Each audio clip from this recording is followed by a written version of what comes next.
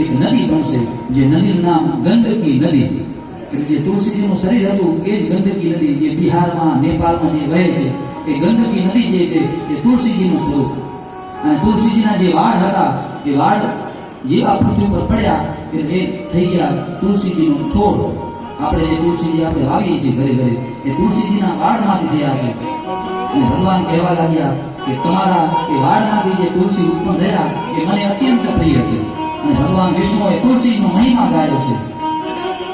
તો જમારા એ હાથે તુલસી નો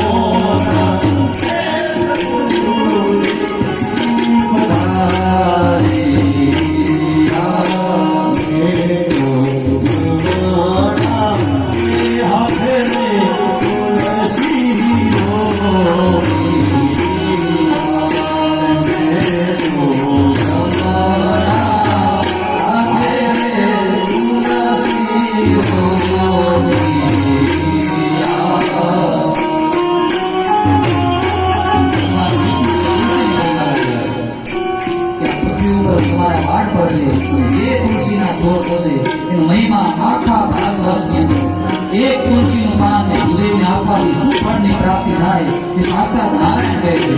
પણ આપણે નજીક હોય એટલે આપણે એને મહત્વ ખબર ન હોય તુલસીજી કોણ છે.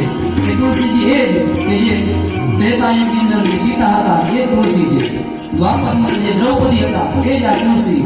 અને જેને આજીવન તપ કરીએ 1 લાખ વર્ષ સુધી ભગવાન વિષ્ણુની ઉપાસના કરી એક આપણા ઘરે આમ